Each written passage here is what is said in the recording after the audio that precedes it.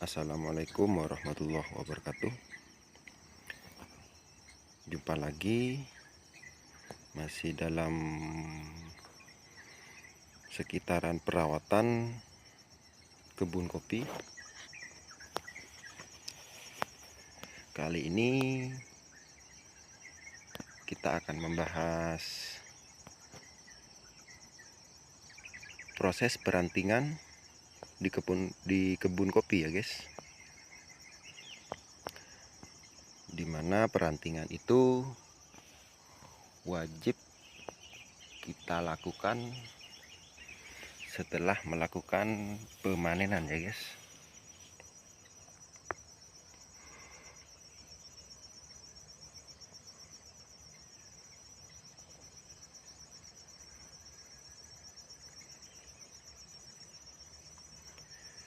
Terus bagaimana cara kita melakukan perantingan di kebun kita? Yang pertama itu kita harus memahami jenis-jenis ranting pohon kopi ya guys. Seperti tunas cacing, tunas ranting tunggal, tunas raja, tunas air, tunas ranting produktif. Itu syarat kunci utama kita melakukan perantingan. Semua itu harus kita kuasain dulu ya guys perbedaannya. Ketika kita sudah memahami jenis-jenis tunas tersebut, maka nantinya kita akan mudah melakukan perantingan penyeleksian bahan di kebun kita. Maka dari itu kita harus paham dulu mana tunas raja, mana tunas ranting, mana tunas cacing. Kita harus memahami dulu ya guys. Itu kunci utama kita melakukan perantingan. Ini cuman berbagi pengalaman saya, terutama di teman-teman yang baru menggeluti perkebunan kopi ya guys.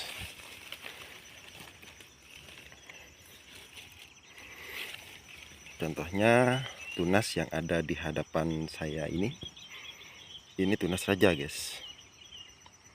Ciri-ciri tunas raja itu kanan kirinya ada sirip ranting guys. Sirip ranting seperti ini ya guys. Seperti ini. Ini ciri-ciri tunas raja guys. Bentuknya kekar dia guys, seperti kipas. Seperti ini. Ini contoh tunas raja guys. Dan kita lihat tunas ranting produktif itu seperti apa. Yang ini jenis kelon keriting ya guys. Ini jenis kelon keriting tunas raja guys. Ini tunas raja guys, B0. Yang dimaksud B0 itu belum melakukan pembuahan atau tidak membawa buah. Ini masih B0 guys. Dan tunas ranting seperti apa? Ini tunas ranting ya guys. Titik tumbuhnya tunggal dia guys. Seperti ini. Tidak ada mengeluarkan sirip guys.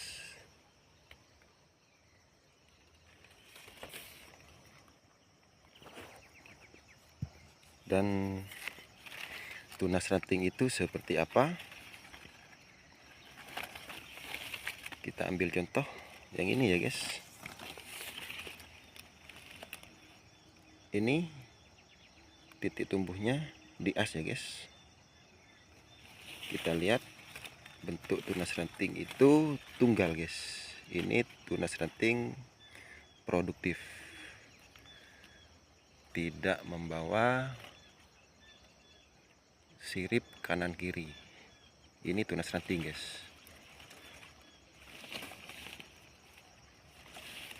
Biasanya tunas ranting itu lebih panjang dari tunas raja ya guys. Seperti ini. Ini tunas ranting produktif. Beda halnya dengan tunas raja. Ini tunas raja, titik tumbuhnya di sini. Dan dia membawa sirip kanan kiri seperti ini. Ini ciri-ciri tunas raja guys. Dan tunas ranting seperti ini ya guys. Tunggal dia guys. Oke, semoga teman-teman khususnya pemula memahami apa yang saya maksud tadi.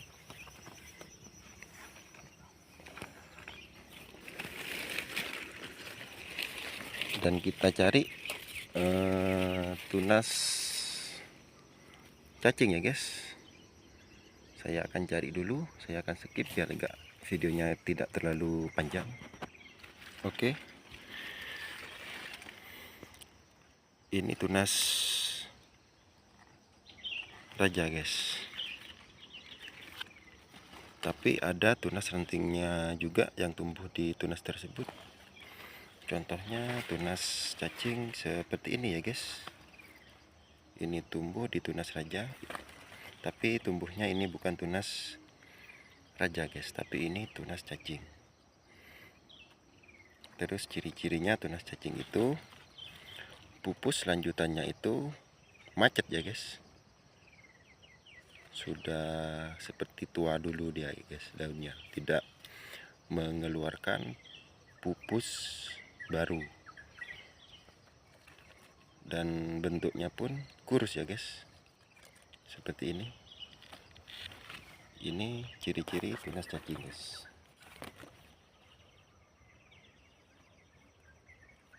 Oke, kita potong dulu. Tunas yang seperti ini wajib kita buang ya guys, agar tidak mengganggu ke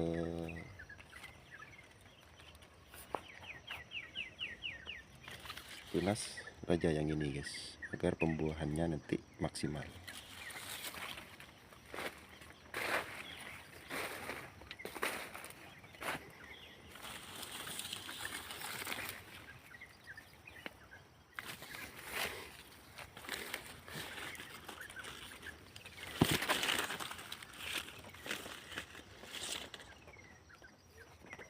Dan ini ciri-ciri tunas air ya guys. Mungkin teman-teman umumnya sudah paham tunas air itu seperti apa. Tunas yang tumbuh di pohon utama guys, seperti ini. Dan ini harus melakukan pembuangan ya guys.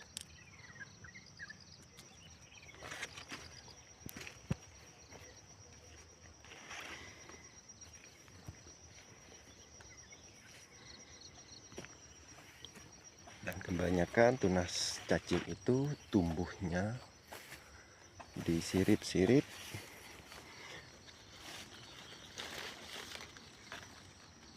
tunas raja guys. Jika sirip tunas raja itu sudah ada tunas, kemungkinan besar itu pasti sudah tunas cacing guys. Seperti itu. Contohnya ini ya guys. Ini sirip tunas raja guys. Dan yang ini tunas cacing ya guys. Harus kita melakukan pembuangan.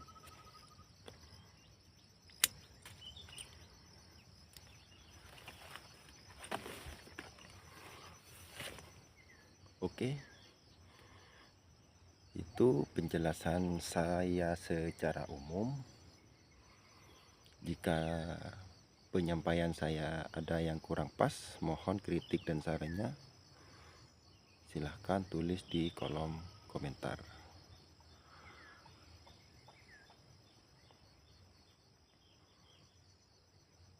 Oke.